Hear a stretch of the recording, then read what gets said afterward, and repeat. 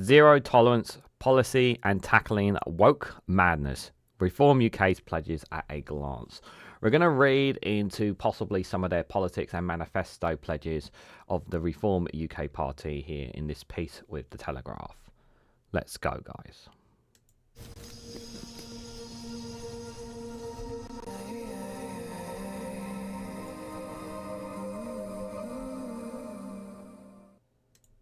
Good morning, good afternoon, good evening, wherever you are in the world. This is Reganelite here with a piece here from The Telegraph with the headline of Zero Tolerance Policy and Tackling Woke Madness. Reform UK's pledges at a glance. From immigration to policing, Richard Tice's right of centre party wants to make tough decisions about the future of the economy.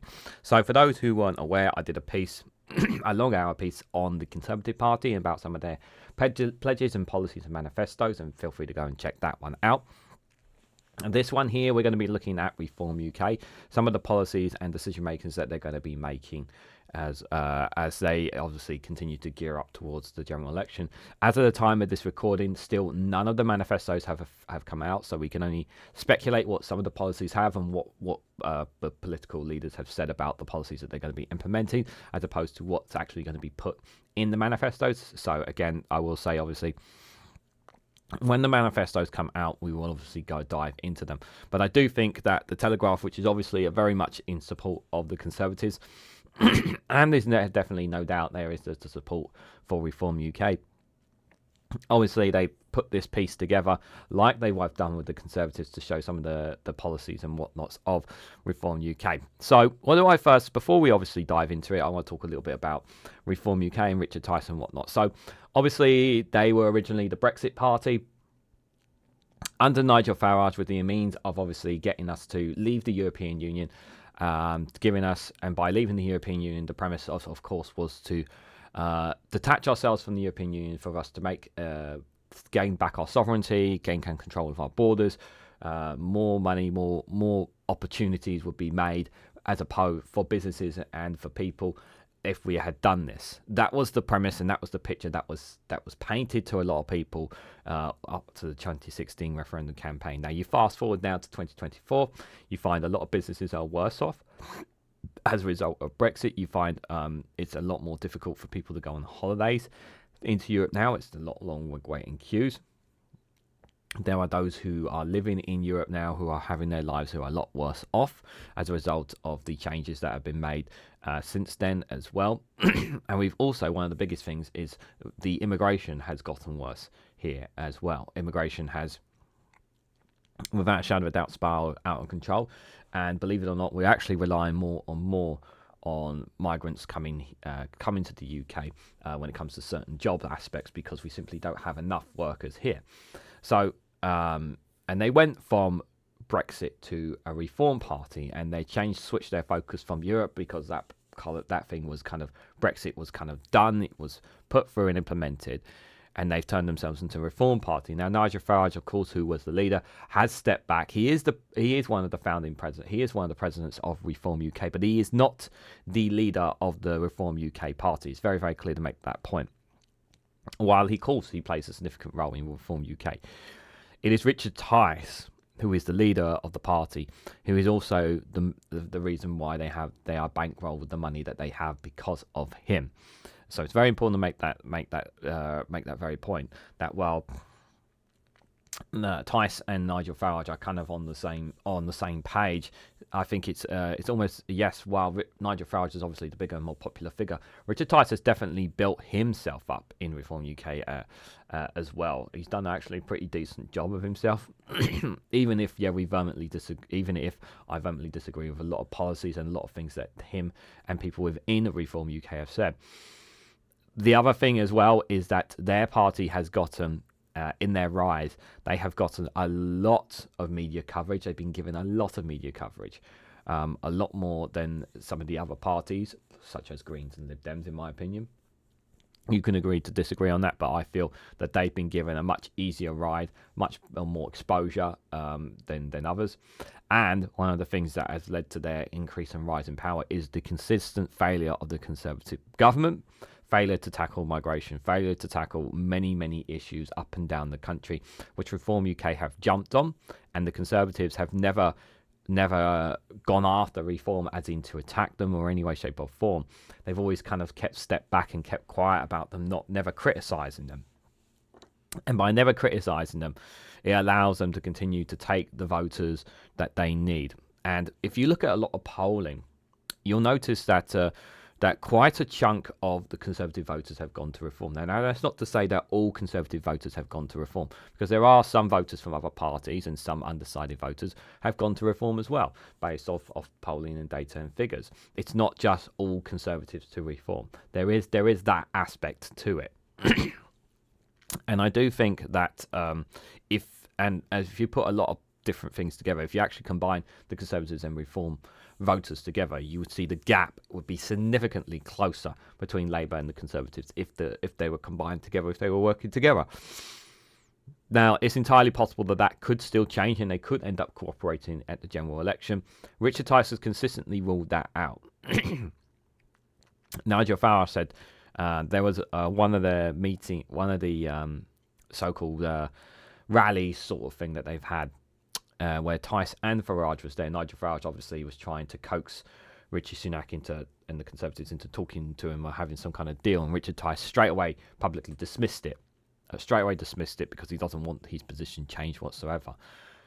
So it really is a case of, while Nigel Farage is obviously going to be is going to be making a lot of talking points and be getting a lot of attention, which he shouldn't be getting attention in my opinion, because he's not running as a candidate. He's not the leader of the political party. Yes, he does have a voice because he also has a place on GB News as well. But he should not be getting as much airtime as, say, a candidate who is going to be implementing policy, for example, in certain areas. But this is the way the media is portraying him. So let's have a look at some of the things that we think that Reform UK may implement, or what hold that they would have. We know they're not going to gain any kind of power in Westminster, but we'll just go from hypotheticals of what they are promising, and if they could gain the powers that they could, of what they intend to do. And I think hypothesis is the best way to trying to read ourselves into the minds of what Reform UK and maybe some of the voters are thinking as well about this. So, Reform UK is on course to cost the Conservatives dearly at the general election, taking place on the 4th of July, as the party refuses to stand down its candidates to help Rishi Sunak. Richard Tice insurgents' right-of-centre party is characterised by their desire to have difficult conversations about the future of the UK, announces its plans to introduce a migration tax on the 30th of May to curb mass immigration. We'll come to that when we get to immigration pledge. Reform has pledged a 20% national insurance rate on foreign employees in comparison to 13.8% of British workers, forcing employers to recruit domestically over cheaper foreign staff. Writing in the Telegraph, Mr. Tice described the newly announced policy as the antidote to 14 years of Tory failure to control net migration and called on other parties to adopt the tax. This is about hamstringing people who aren't British, and forcing businesses to build up British workers, trying to kind of alleviate more on applying pressure on private businesses and companies to adopt more British workers. This is the attempts that they're trying to do with this policy. Nigel Farage, the party's honorary president, also gave his first speech of the election campaign on the 28th of May, after previously confirming he will not return to lead his party nor stand as one of its candidates, campaigning from the sidelines instead. Reform UK scored double-digit share votes in the Welborough and Kingswood by-election on the 15th of May, matching its natural polling levels and depriving the Tories of victory in their latter contest.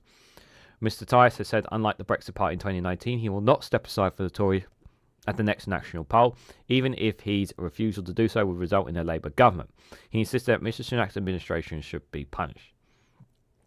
And I agree without a shadow of a doubt that the Conservatives need to pay for the 14 years of failure. I think everyone, regardless of whether you're Reform, Labour, Lib Dem or whatever, the Conservatives need to be kicked out of power. We all are in agreement on that. However, Reform has found themselves at odds with Labour after Mr. Tice announced that he is assembling a team of lawyers in case he defies Sir Keir Starmer's discriminatory pledge to apply VAT to private schools' fees. Now, it's not discriminatory, And I hope that Richard Tice doesn't win in this case, because state schools funding has just not increased whatsoever under the Conservatives, whereas private school fees have gone up, have continued to rise and improve. So people who don't have the money to be able to send their kids to private schools, they are worse off, as opposed to those who have the money to be able to send kids to private schools are getting the best education possible. So once again, we are creating a two-tier system of those who can afford it and those who can't for the best education possible. Sorry, but seems a little bit unfair. There should be more money pumped into state schools, and not enough of it's being pumped in. And this is one of the ways I've helped driving that, bringing that gap closer to each other. Because the gap between state schools and private schools is far too wide. It needs to be closed. It needs to be a lot closer, guys. So, the party has unveiled a draft manifesto entitled "Our Contract with You." Here's a summary of its pledges. Yeah, so instead of calling it a pledges, this is what they're calling it: our contract. So it's like, this is the contract that we are giving to the British public to say, if you vote for us, this is the contract that we are going to give you. This is their way to try and differentiate themselves from other parties, as opposed to the term manifesto. So NHS and social care, tax and spending, economy, environment, engineering, net zero, education and childcare, defence, pension and welfare, policing and crime, and migration. So, NHS and social care, what are they going to do about them? So, reform would aim to cut NHS waiting list to zero in the space of 2 years. An objective it is described as challenging but achievable. Promises to exempt 2 million frontline healthcare and social care workers from the base rate of income tax for 3 years as part of a push to retain existing staff and ensure the return of former staff. NHS patients would receive a voucher for fully funded private treatment if they could not see a GP within 3 days, a consultant within 3 weeks, or have an operation in 9 weeks. Right, so this first one here, obviously, it sounds good. Like, obviously, this first bit here, I just want to address this one here. So they're saying here that those who don't get their do not get to see their treatment or whatnot with a GP within 3 days get a voucher for fully funded private treatment with the healthcare. Who pays for that cost for that voucher? That's us, the taxpayer. So that's going to be us paying for the taxpayer there. Now, of course, everybody should be getting entitled to free healthcare, but is this the right way of dealing with it? I mean, it does sound good in terms of if you're somebody who's obviously struggling. If you're struggling, and everybody up and down the country is struggling to see a GP right now. But should it be a case that taxpayer money should be forked out to people who aren't able to see a doctor and whatnot? I don't like that, because also, obviously, as well, is that you're putting money towards privatizing the private sector of the NHS as well. And I want to improve our own national healthcare service. I don't want any of the taxpayer money going towards private healthcare service, because that's essentially what this is. If the GP can't see them within 3 days, a consultant within 3 weeks, or having an operation in 9 weeks, it says there as well. Now, they also says here that they would aim to cut NHS waiting lists to zero in the space of 2 years. I don't know how they're going to do that. They said it's challenging but achievable. Like that's an incredibly ambitious target to say that they're going to cut it to zero within 2 years. I can't see how they're going to do that. The only way I can see them doing this, and this is the only way I can see them, is by bringing in lots of doctors and nurses from abroad, and a lot of taxpayer money is going to go in towards the private healthcare sector to help clear this waiting list. A significant amount of taxpayer money is going to have to, if they are going to try and achieve this. It's going to be quite a barnstorm to do that, if they are going to do that. So it will cost a lot from the taxpayer to do that. But is it achievable? I don't think it's achievable personally within 2 years, because we've got like up to 6 million people on the waiting list, like for operations and whatnot. That's a huge number, and it's everything. And I think it's like, and it has dropped a little bit. The Conservatives have managed to close the gap a little bit on it, but not a lot. But obviously they're the ones who caused it in the first place. But I just think it's a bit of a stretch to say that they're going to make NHS waiting lists to zero. I appreciate the ambition. like, it's a nice ambitious target, but I just think it's not realistic in any way, shape, or form. So tax relief of 20% would be introduced on all private healthcare and insurance, with more private healthcare providers used by the NHS to drive waiting list numbers down. So this is another way of obviously, make incentivizing more people to go private, make it easier. Introducing some tax relief there to private healthcare would help. Will help those businesses and obviously help reduce that. So I can see another way of obviously helping the logic behind it, but I would not want to do that, because obviously you're pushing more people towards private healthcare, which we don't really want to do. But at the same time, I also understand the point of using the NHS to drive down those waiting list numbers as well. So reform would also hold a public inquiry into both excessive deaths and COVID vaccine harms. After figures from the Statistics Watchdog show thousands more people died in 2023 than expected.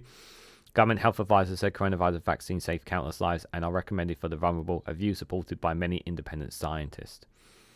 So reform would hold a public inquiry into both excessive death and COVID vaccine harms. This is very dangerous, because that will send a dangerous precedent in the future for future vaccines if you go down that road. I think it's incredibly dangerous. I understand those who have suffered as a result of taking the vaccine, but it is, let's be serious, a minority out of the majority when it comes to it.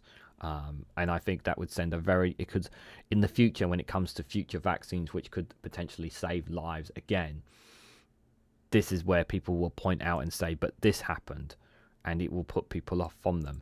So I don't like that at all. I would not agree to, I would not be happy with a public inquiry on that, if I'm absolutely honest. And it's it's a view supported by many independent scientists. I don't agree with that, me personally. I don't agree with it. Reform says its healthcare plan would cost $15 billion a year for 2 years, funded by reorganising the Bank of England's quantitative easing debt into 75-year bonds. The Bank of England would no longer pay interest on quantitative easing reserves for commercial banks, which reform says would raise billion. All NHS private contracts would be reviewed as part of a drive to cut waste, bureaucracy and unnecessary managers. You need managers within the NHS in order to get certain... There are certain things that have to be kept in place within the NHS. And it says here they're going to be looking at private contractors and whatnot. It does worry me, like what reforms kind of plans would be for our national healthcare service. I do fear that they will go down that privatisation route. That's the kind of feeling that I have, because of the kind of party that they are. They said they would obviously reorganise in the Bank of England. I think if it was up to them, they would abolish the Bank of England.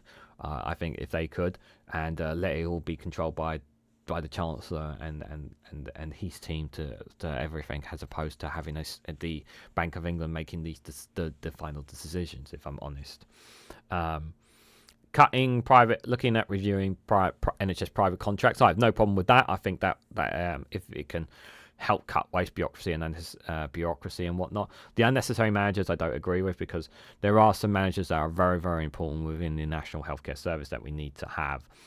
So I don't accept that premise there. But this is what they have said so far on healthcare in the NHS. So tax and spending. The tax burden has become one of the reform's key attack lines in the wake of tax rises under the Conservatives that have seen the overall burden reach its highest level since the Second World War. So reform would raise the minimum income tax threshold from $12,571 to $20,000, exempting 6 million people from having to pay income tax, while raising the higher 40p threshold from £50,000 to £70,000. The stamp duty would be scrapped for property values at less than £750, 3 times the current $250,000 threshold. An inheritance tax will be abolished for all estates worth under 2 million. Currently, only estates worth less than 325,000 are exempt. Like, yeah. Abolishing inheritance tax, like, it's giving more, that you're essentially like these tax and spendings, like, this is more prioritizing again, you're prioritising, like the Conservatives here, with a lot of these tax reforms and whatnot. It's more about the highest echelons of people in society, the high earners, the medium high earners, the high wealthy earners there. That will benefit the most, from these policies, rather than those on the low incomes of society there. So, it's just, okay, some of it may sound good on paper, but is it really going to make a massive difference to the average person's life? These ideas from reform is the question you need to be asking yourself. In my opinion, it may make some difference to some, but overall majority for people on middle and low incomes, it's not really going to make much of a difference there. It would scrap VAT on energy bills, saving households £100 a year while lowering fuel duty by 20p per litre and reducing VAT from 20% to 18%. It calculates that these measures would save £240 per driver and £300 per household per year. Government spending would be reduced by £5 in every £100, amounting to £50 billion a year.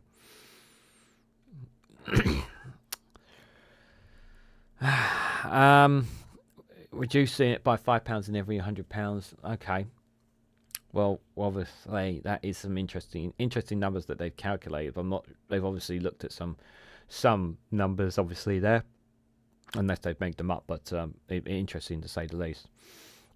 This graph here, obviously, interesting one here. The Telegraph has. It doesn't say where its actual source is, so I'll take it a little bit of a pinch of salt. But this is Reform's record-breaking results. Vote share for Reform UK at by-elections, apparently. Here, so it's just showing some of the places where they've gained quite a few numbers, but obviously not enough to gain overall controls whatsoever. Hartlepool, Old Bexley and Sidcup quite got a strong amount there. West Lancashire, North Shropshire got some decent numbers. Mid Bedfordshire, Wellingborough and Kingswood both got the most support there. But there's some interesting. Even Uxbridge and South Ruislip got some decent numbers there, according to that graph. But overall, on tax and spending, it's more. Like I said, I think the majority of this, guys, this is more for. I mean, some of it may help the average person, but it's not going to deal with the cost of living crisis. In my opinion, it's not something that's going to address the main issues that people are suffering from. The economy. So Reform has said it would reduce the main corporation tax rate from 25% to 20%. Again, this will help businesses, but it will help some businesses. But is this something that's going to really drive the economy? I don't think so, personally. Its other proposals for the economy include the abolishment of IR35 rules, regulations introduced by the Conservatives in recent years to govern off-payroll working. Business rates would be scrapped for small and medium firms, while an online delivery tax levelled at 3% is intended to create a fairer playing field for high street businesses versus online competitors. And the online delivery tax, who's going to pay for that? If people... So I've actually spoken about this before, about how. So I'm assuming this is the same thing of what I talked about before about an online delivery tax, about encouraging more people to shop in their areas and whatnot. And one of the counter arguments that I got back from people when I was suggesting about some kind of online tax to encourage more people to shop on the high streets as opposed to online, many people were saying that some people aren't comfortable going on high streets or going in shops or whatnot, and there is that minority of people who aren't comfortable with it, and I agree, there is that minority of people. But we also have a lot of people in society who just don't go out anymore, who don't go out on the high street, who don't go shopping at all, and it does hurt. And it does hurt those shops and businesses. And I do think that. So that there are benefits and there are some cons to an online delivery tax. But and this is the key word there. I do want a more level playing field, because the online shopping just has such a huge advantage over the high streets, and I don't want high streets continuing to suffer. I want to level the playing field I'm in agreement with Reform saying here that I want a better playing field. I want high streets to be given better opportunities. I want them to be given cheaper business rates and whatnot. I want to incentivize more businesses on the high street and incentivize more people to go to shops down the road, not just shopping malls and whatnot. I want to do my perception is we need to do more for them, and I do think that this online delivery tax will help in some of those aspects, but at times also there are also some negatives to it as well. The VAT threshold would be raised to 120,000 for small entrepreneurs from red tape.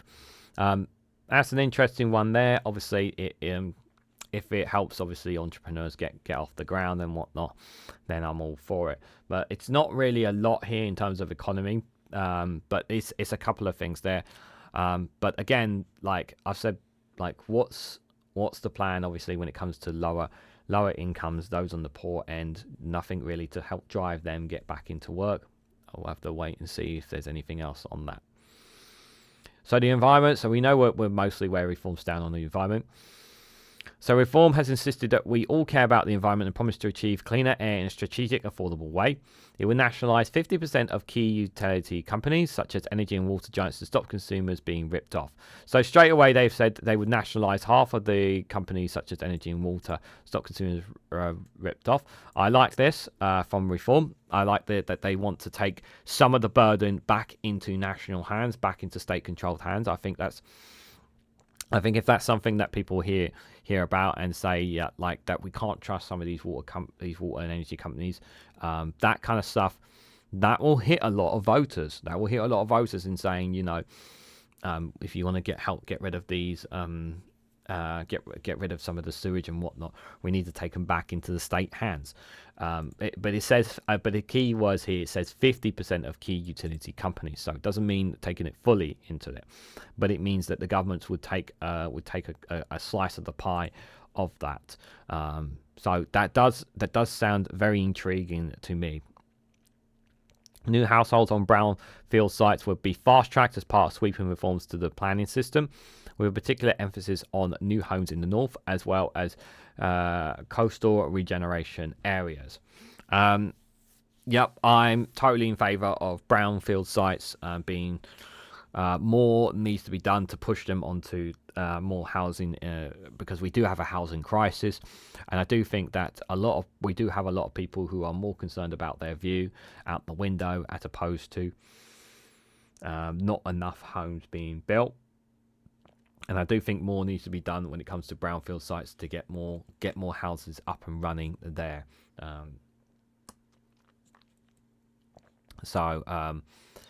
Coastal regeneration areas, that does sound optimistic, but it's not really too much detail in that. So I'd a bit of a pinch of salt with that one.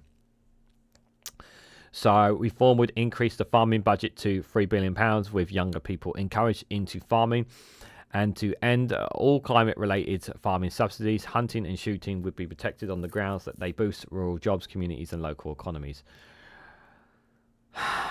They obviously are not in favour of climate stuff, which we're going to get into in a moment. Obviously, I do think that's important for. I don't agree with that whatsoever. The climate-related farming subsidies. I think that's a silly thing for me. I don't think that's going to help at all. They want to protect hunting and shooting would be protected on the grounds that they boost rural jobs, communities and local economies. There are plenty of other ways to boost rural jobs, communities and local economies, and you don't do that by protecting hunting and shooting of innocent foxes or badgers and whatever they hunt, for example. That's not protecting jobs, communities and local economies. That's just going after innocent animals. Like, if we have an issue where we're overrun by a certain species, then we could potentially look into that kind of thing. But it's not like America, where they have hundreds of thousands of deers, and we need to control the curve of all these animals. It's not like that here. So For me personally, I would ban outright any kind of animal hunting whatsoever. Me personally, I'm not in favour of this whatsoever, and I don't accept this premise that they would boost rural jobs, communities, and local economies. I think that's absolute BS from Reform UK on that. So fishing processing in the UK would be rebuilt, a coastal fund similar to a sovereign wealth fund launched, and foreign super trawlers banned from UK waters. So they want to make sure that the UK waters are fully protected. I can understand. I think that sounds good on paper. Coastal funds to sovereign wealth funds, similar to wealth funds launched. Like, not really too much in the detail of how they would rebuild the fishing industry there. I mean, it sounds good, but it's like, we need more detail before we could say anything about what they would do to the fishing industry there, guys. So, guys, just want to remind you guys, just before I carry on, if you haven't already, please hit the like button. Be greatly appreciated. Share it across social media so others are aware of this video, and subscribe, because it really does help support the channel. Just doing any of those things really does go a long way. So thank you to everyone who does them. And if you want to go one step further, financially support me and the work that I do here on this channel, you can do so by becoming a YouTube member for as little as 99p. It really does make a massive difference there. You could also join up for a membership of $2.99, getting earlier access to content as well. So you have two options there on YouTube membership, 99p or $2.99. May not sound like a lot, but it really does make a massive difference and supports the work that I do, not just here on YouTube, but across multiple platforms like Facebook, Patreon, Rumble, TikTok, Instagram.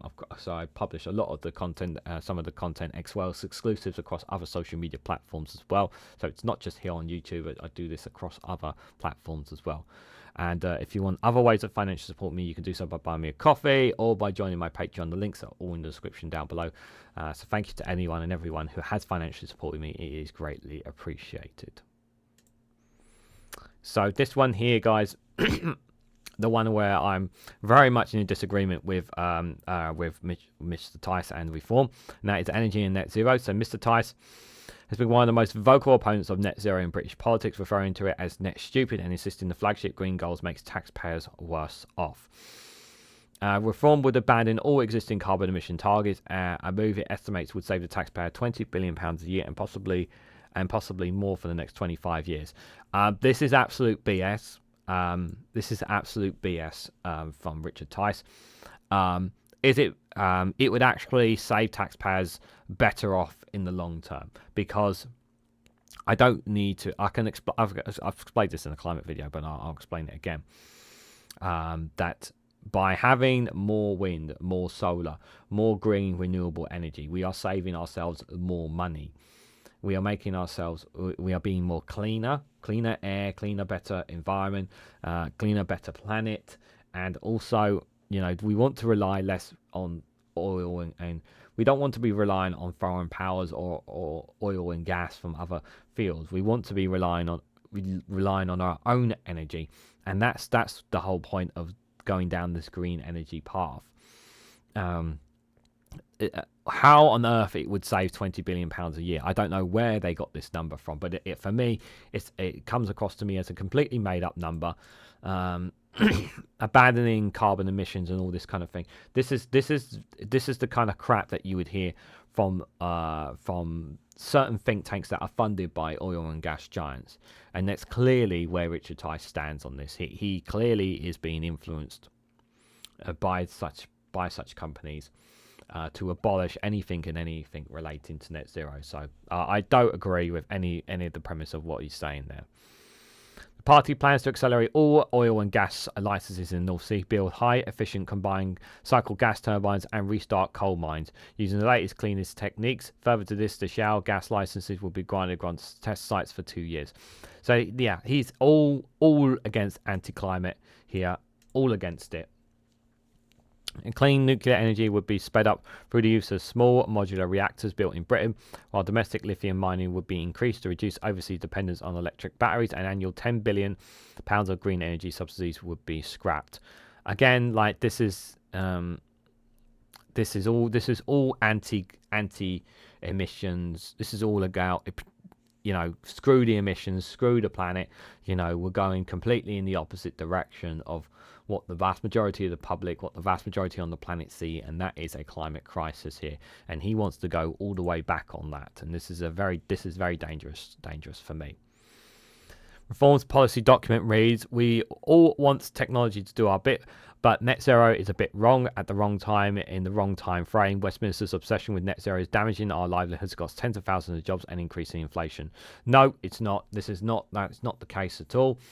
Inflation is not because of net zero. That's absolutely nonsense. We know that inflation has not just been affected by the actions and done by the Conservative government, but also has been affected obviously by the war in Ukraine, what's happened in Gaza, COVID-19. There's lots of other issues that have affected it. Brexit, of course, the big one, obviously, that's had a major effect on this as well. I don't accept this premise at all.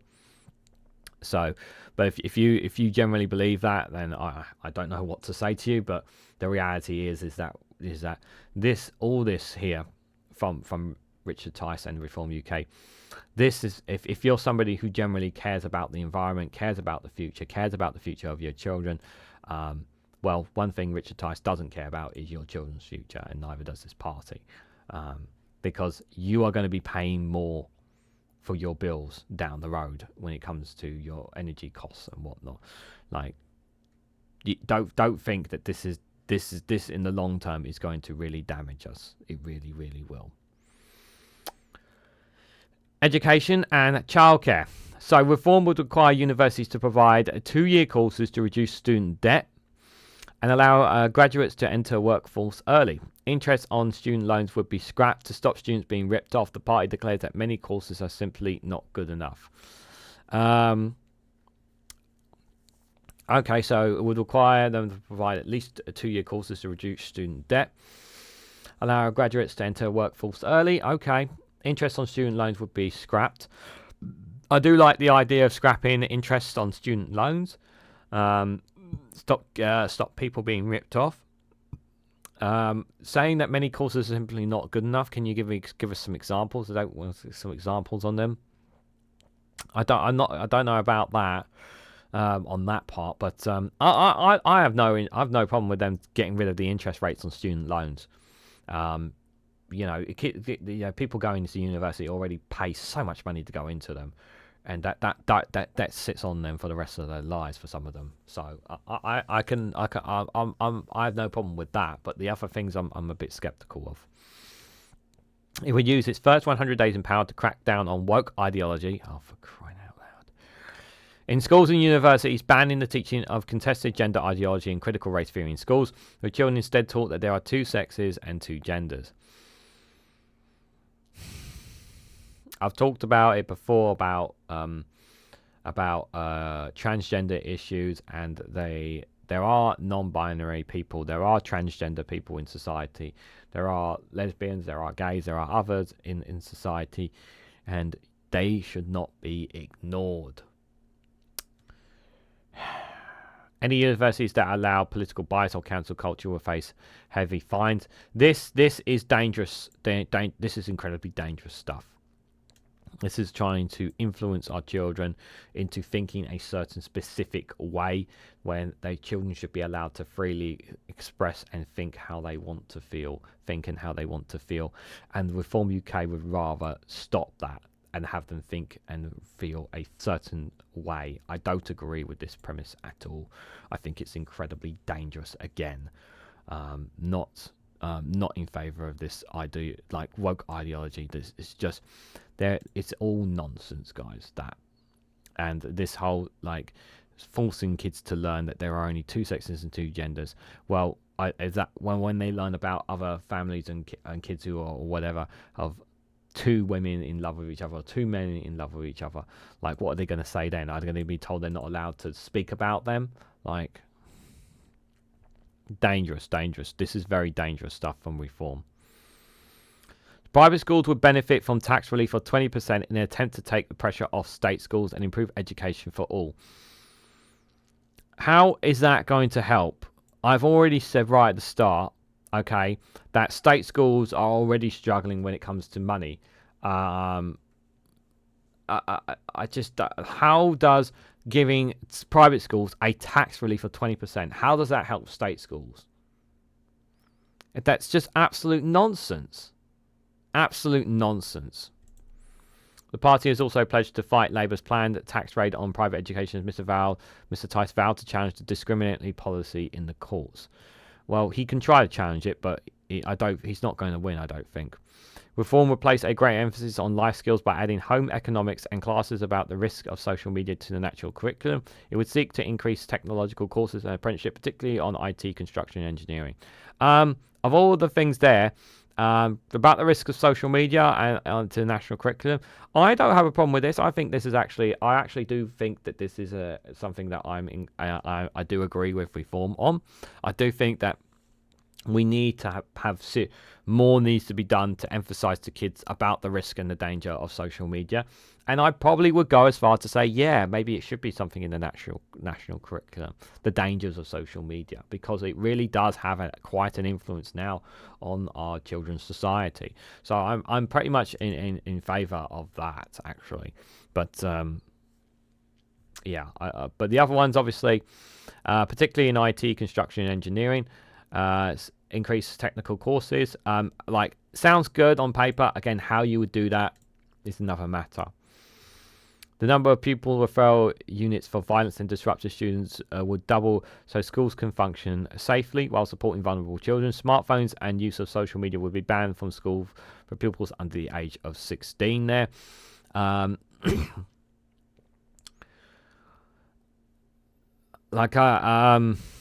mean, teachers already have control of this to a certain extent about mobile phones and smartphones.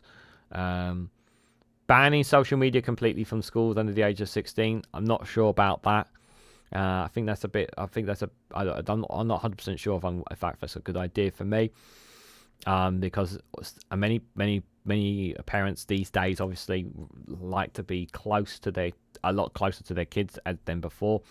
But even when I was a kid, there wasn't social media. There was only just the phones that only just come around. So I didn't have that connection with my mum and dad, but I know through the power of social media. But I know a lot of kids have that still, even though they're going to schools, knowing that parents should be more comfortable, knowing that they're in the safe hands of schools and kids. But unfortunately, they're paranoid. A lot of parents are also paranoid about what happens to their kids in school and don't have enough faith in the teachers and whatnot to let them just do and be themselves. So I'm not sure if I entirely want to agree with it. I can see let me put it this way. I can see the pros and cons for it. I think it's my best answer to that one. Okay, defence. Reform would overhaul the military procurement and processes as one of its defence priorities, while also promising to invest in properly equipping and housing armed forces personnel. What does he mean by that? Properly equipping and housing. What? I don't know what he means by that, but okay. It would upgrade the existing Office for Veterans Affairs to fully fledged Departments for Veterans Affairs, which will receive £1 billion funding a year. Troops and veterans alike would be entitled to free education during and after their service, with reform saying it is vital to ensure a successful return to civilian life. I like this. I really like this, actually. I feel like... of course, yeah, there's a cost to this. Absolutely. Where do you get the cost for this? I get that. But I really like this. I like that they want to look after the veterans here before and after service, especially if they're going to conflict and whatnot. I think this would be very, very good, especially for those who obviously, because a lot of we know about veterans, obviously some of them who are living in some really poor conditions, some are homeless and whatnot on the street. This could make a really big difference to these veterans, especially after service. So I like this idea. I really like this one here from Reform. I really, really do. Basic pay would be increased across the forces, with pre-manifesto adding it is unacceptable that a private soldier is paid less than an Amazon worker. 100% agree. Yeah. It is ridiculous. I get that. again, how do you subsidize the cost for this? Like, I'm all for increasing the pay of the armed forces without a shadow of a doubt. Without a shadow of a doubt. Again, how do you pay for it is the question. So again, I'm in favour of increasing pay for our veterans, but how do you pay for it, guys? A new Armed Forces Justice Bill would protect serving military personnel in the UK and abroad from civil law and human rights lawyers, while also creating an Armed Forces watchdog to fast-track complaints about military accommodation and welfare for veterans.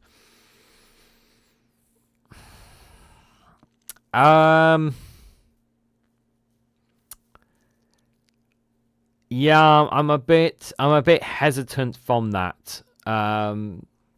And the reason why I'm a bit hesitant of that is because of some of the past history that British soldiers have caused to others.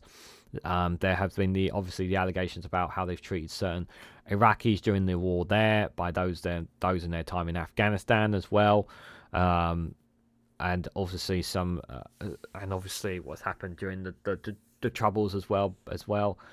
I'm not 100% sure if that's a good idea. Denying civil laws and human rights lawyers, no. Yeah, I'm not in agreement with that. We shouldn't allow our armed forces to be above all laws.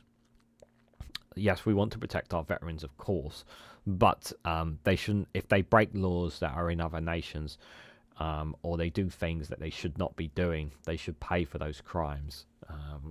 Yeah, so I'm pretty much not in agreement on that. But obviously, welfare for veterans, totally in favour of that. Defence spending, which is currently on track to reach 2.25% each year, would increase to 2.5% by 2027 before raising it to 3% by 2030. Again, like, where are you going to find the cost for this? Like 3%, like it was originally at 3% under the last Labour government. It was 3% GDP. But again, like, it sounds good on paper, but again, how are you going to cost it? So, from on that point of view. So pensions and welfare. So Mr. Tice's party wants to get 2 million people back into work and would launch a wide-ranging crackdown on welfare. In order to achieve this with a back-to-work push that places particular emphasis on those aged 16 to 34. Benefits for job seekers would be withdrawn either after 4 months of unemployment or the rejection of 2 job offers. This is incredibly cruel. This is incredibly cruel because, especially for those who are vulnerable, those who have mental health issues, those who are unable to work because of certain health conditions that they have, this would destitute a lot of people into poverty. This would increase poverty exponentially if this was to come to pass. This is very inhumane from Reform UK here. Assessment for personal independent payment would have to take place face-to-face to build relationships and coach people back into work, while medically assessment for those on benefits would be required to take place independently. Now, would these medical assessments, would that be by an actual medical doctors, or would that actually just be, once again, just some guy or girl or woman who doesn't know anything about healthcare or any medical experience be making that decision? That's the question there. Because if you're just going to because right now we have this situation where these people who do have medical assessments and whatnot and who need these personal independent payments, they are not checked or assessed by a doctor. They're just checked by whoever works at the job centre, and they don't know these issues that these people have. So are they going to change that? I imagine that. I don't think the reform would change that in any way, shape or form. So I'm very sceptical about doing this within the benefits of those who are struggling. A Royal Commission to tackle social care is among critical reforms to the social care system. The party is seeking to deliver the first 100 days after the election. A loophole says it will allow larger care home providers to avoid tax through offshore structures would be closed. Reform says it wants to reform the savings and pension system in the long term to make it much better and cheaper from a much younger age, citing Australia as a model.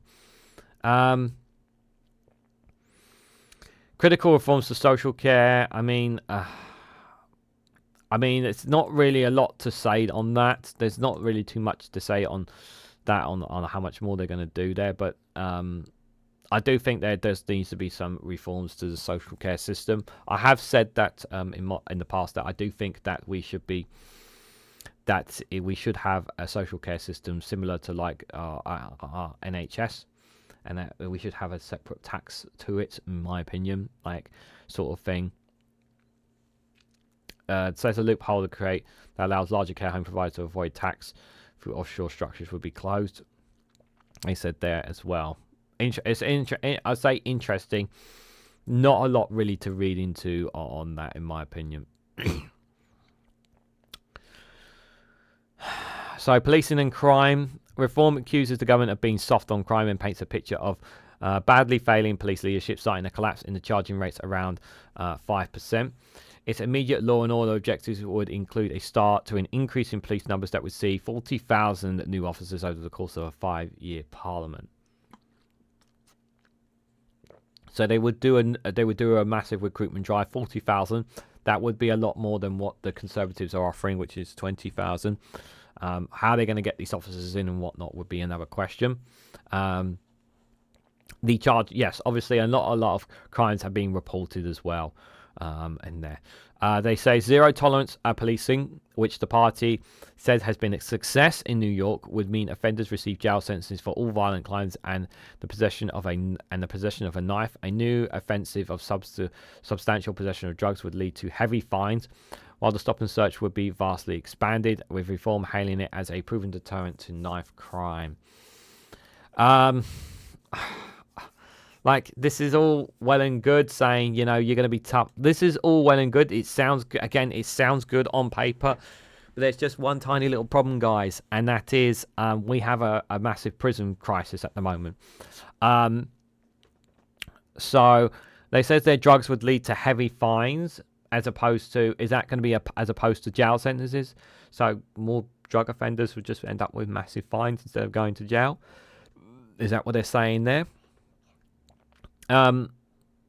All violent crimes would receive jail sentences. Yeah, I'm inclined to agree with that. Possession of a knife gives you jail sentence. Like, it's not like it sound like this sounds tough and all that, but my also argument is like, what are we doing to ensure that people don't? What are we doing to keep people out of gangs? What are we doing on a community-based level to help these people with the situations that they're in? Like this, some of this sounds good, and some of it just feels like, is this really going to make a difference? Is this really going to do it? Is it being harsh and being mean and whatnot? Is this really going to solve the criminal problems? There are some people who are in these situations because society has been unfair to them, and as well. Police leadership teams would be reviewed and, where necessary, replaced with a strong preference for military veterans. All diversity, equality and inclusion roles and regulations would be abolished in an attempt to stop what Mr. Tice referred to in his spring conference speech as a two-tier policing. Police and crime commissioners would either be scrapped or reformed. Either they would get the power to make real change or they should go. And degree standard entry would be replaced with entrance exams, while officers would have to complete a 2-year of probation. Violent offenders would receive automatic life imprisonments as part of an urgent review. The definition of hate crime would be changed in order to acquire proper evidence. Pro-Palestinian marches to be banned using existing powers. Why? Why would you? Why? On what? Why are we victimizing one group of people here? This is blatant. This is blatant victimizing here. This is blatant discrimination here. This is blatant discrimination here from reform. This is racism in a nutshell here. You're pointing out pro-Palestinian marches here. Are you going to do the same for those who march for Israel? Are you going to do the same for those for the English Defence League? Are you going to do the same for Pride? For Pride Month as well, like for those who are for those in Yemen or conflicts in Yemen and whatnot and other places. Like, this is pure discrimination. This is pure discrimination. 10,000 new detention places created, and the budget for the National Crime Agency increased to tackle foreign gang crimes. Again, like this 10,000 new detention places created. Like, people don't want prisons, so where are you going to put them? Younger offenders, meanwhile, will face high-intensity training camps that would reopen to offer basic education training value. This model is needed more than ever. Like, a training camp.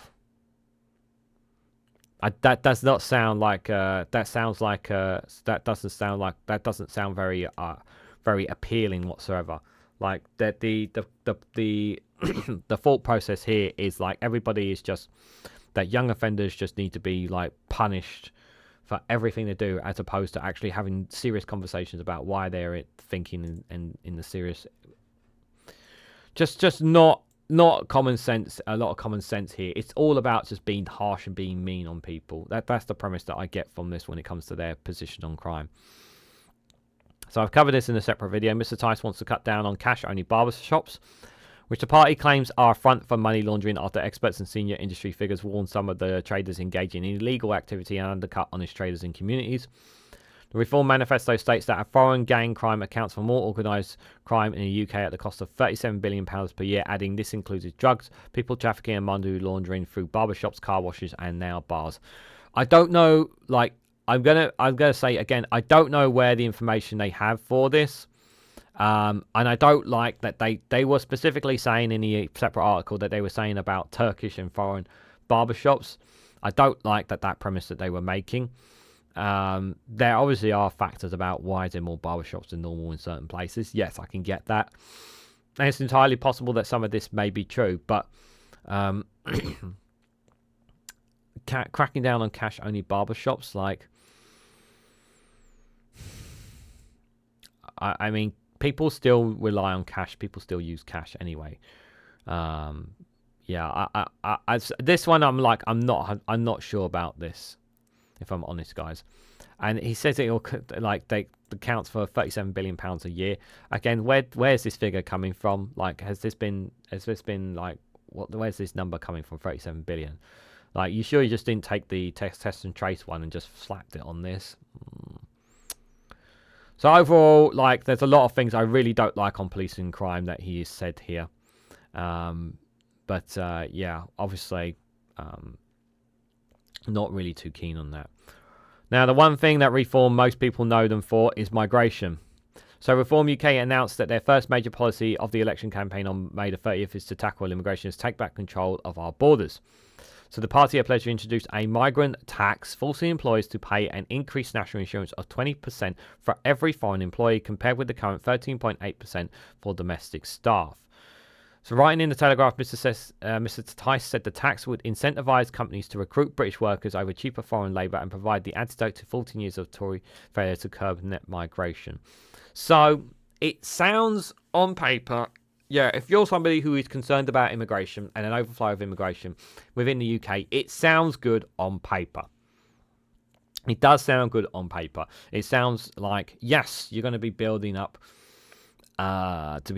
more on workers here in the UK. And I do agree with this premise that we should have more British workers rather than foreign workers. I'm totally in agreement with that. But I don't think this is going to work. There's a number of reasons behind this. So the first thing is, of course, if this would force companies, if companies want to grow their business, this would force companies to, to pay for those who don't. If there's not enough British employers, and then there will employees, and there will be sections of where there's not enough British employees. But you're trying to force companies to train up our British staff. And the reality is you can't make them do so. I've said before that if you want more British workers, more domestic staff, we need to train them up, yes. But we can't just do this with private companies, with private businesses. We need the state to put its hand in its pocket to help do this as well. And if you want to push more the emphasis of more British doctors and nurses, more British teachers, more British train workers, more British bus drivers, more British this and that. The state needs to put some money in its pocket, push for more, and incentivize companies to introduce more training courses, more apprenticeships, more training, all that, all across different varieties of sector. Like really building a program that would encourage more young British workers into these kind of sectors and jobs and whatnot, so that they can do these jobs that are right now that are kind of being taken a lot by foreign workers. If you want to do this. Now, this is not something that would take a few years. This is something I've stated that would take 10, 20, 30 years to do. Like we are talking, and this would need something like this would need a cross-party consensus. So you would need multiple governments in the future of different parties on board with a project like this if you want to emphasize more on British jobs for British workers. This is what I've always said. I think it is quite discriminating to deny to force companies to pay more national insurance just because they're not from the UK, especially when some businesses are struggling, and you're trying to force companies to increase the pay rates for the workers and employees they have. This can also lead to many businesses either downsizing or perhaps running out of business altogether as well. So it sounds good on paper, but it's not, in my opinion, going to solve the issue when it comes to migrant foreign employees. For me, if you want to build this drive of more British jobs for British workers, this kind of emphasis on it, the state has got to put its hand in its pocket, and it needs to not just build up the projects and the courses and among many sectors to do so, specifically for British workers at a young age in cooperation with colleges, universities and schools. But you would also need to encourage the private sectors on board as well, to be able to encourage them to stick their hands in their own pockets in doing so as well, and also ensure that they are getting the wages are sufficient so that the businesses are still making a profit in doing so as well. There's a lot of complications behind such a proposal of this if we really want to go down this road. But as of right here and now, this is not going to help British businesses, because we don't have enough of our own workforce wanting to do the jobs that they want, simply because the wages are crap. And unless we do something about the wages, this is going to be the cycle we're going to be stuck in. The party has already discussed ending illegal immigration. There's no such thing as illegal immigration. And vastly reducing legal migration by leaving the European Convention of Human Rights and introducing a one-in, one-out migration quota. Leaving the European Convention on Human Rights would take away our own human rights in doing so. So that would give businesses more power over employees here in the UK as well, which is a very dangerous precedent. Some of the workers' rights that we have in the UK would be taken away from us without the European Convention on Human Rights. It's a very dangerous road we're going down if we leave the ECHR. There will be severe consequences for the ordinary British worker if we leave the European Convention on Human Rights. Analysis published by More in Common think tank in February found that the main reason given by voters for planning to back reform at the next election is to control immigration. Yeah, well, I don't know the think tank, so I'm not going to take what they say, but a lot of people are turning to reform instead of the Conservatives simply because the Conservatives say they're going to do tackling migration, and it's gotten worse. And reform has been known as the party of migration more than anything, since they've changed from Brexit to reform. All non-essential migration would be frozen within weeks. All illegal migration would be deemed a national security threat. Migrants would be picked up out of boats and taken back to France, and the Home Office abolished and replaced by a new department for immigration. Right. So first of all, there's no such thing as illegal migration. That's the first thing. What premise do you mean by non-essential migration? Like, what are we talking about there exactly? A national security threat. I like that's just exaggeration there, just to stifle scariness. Picking them up out of boats and taking them back to France, you cannot do that. You cannot do that. France will not accept this.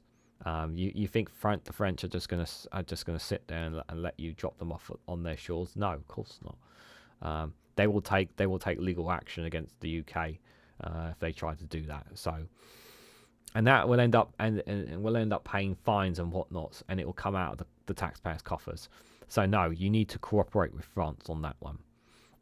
Abolishing the Home Office and replacing it with the Department for Immigration, like no.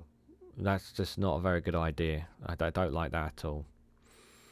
Foreign criminals would be deported immediately after their prison sentence ending and citizenship withdrawn from immigrants who commit significant crimes. So this is extremely dangerous here. This one here is extremely dangerous. So people who have born in this country, lived and worked in this country all their lives, could have their citizenship taken away from them, despite the fact that they have been born, raised, worked, and lived in this country, could potentially have their citizenship taken away from them. I don't care what the crime is. The very fact that you feel that you have any kind of right to take away someone's citizenship is downright disgusting and disgraceful, especially if it's somebody especially someone who has been a part of society all their lives, and you think you could just take away their citizenship just like that. I don't like that at all. I think that's incredibly dangerous, and it sets a dangerous precedent as well. Foreign criminals would be deported immediately. Again, it sounds good on paper, but there's legal ramifications for doing that as well. So it's not as simple as that. A proposed crackdown on student visas and their dependents is designed to means that only students with essential skills can remain in the UK as soon as their studies end.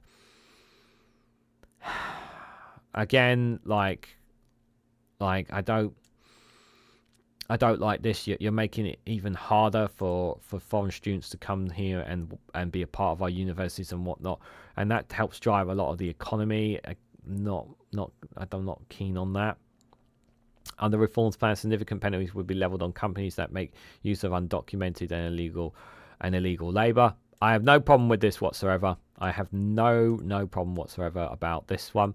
Significant penalties on companies that are taking advantage of those illegal. No problem with that.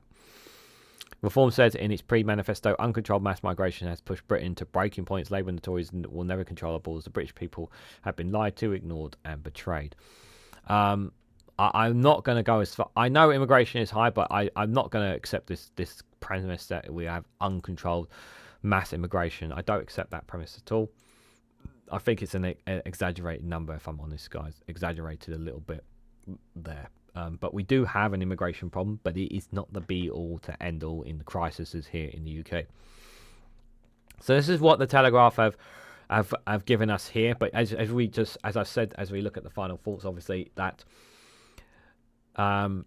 nothing really to help people, nothing to help ordinary people, not enough to help those with disabilities, those with mental health issues, those who are in cost of living crisis. Nothing there about helping public services or improving transport infrastructure or all that. We didn't see any of that in any of the things that they've said here. There are one or two tiny things that I like what the Reform have said, but the vast majority of it I don't approve of. I don't think that they are serving in the best interest of the British public. And while I understand that some people are voting Reform based on their immigration policies, some of their ideas and whatnot appear, in my opinion, incredibly inhumane and dangerous. And that kind of thought and mindset, I think, is not a good idea. It's not good and in the best interest in the best interest, shall we say, of the British public. But what do you guys think? What do you guys make of Reform UK's pledges, or some of their policies that may or may not be in the UK in their manifesto, or or what they call a contract to the British public, they like to call it. What do you guys make of some of the policies and whatnot that they have said, specifically in small details? Are there some things that you agreed with? Are there many things that you vehemently disagree with? Share your thoughts about Reform UK, about Richard Tice and some of their policies. Let it all out down in the comment section down below. Interested to hear what you guys have to say. If you found this video interesting, please hit the like button. We greatly appreciate it. Share it across social media so others are notified of this video, and subscribe because it really does help support the channel. And if you want to go one step further, financially support me and the work that I do here, you can do so by becoming a YouTube member for as little as 99p, or join me on Rumble or Patreon for exclusive content on those platforms. So thank you all so much for watching. I hope to catch you all very, very soon.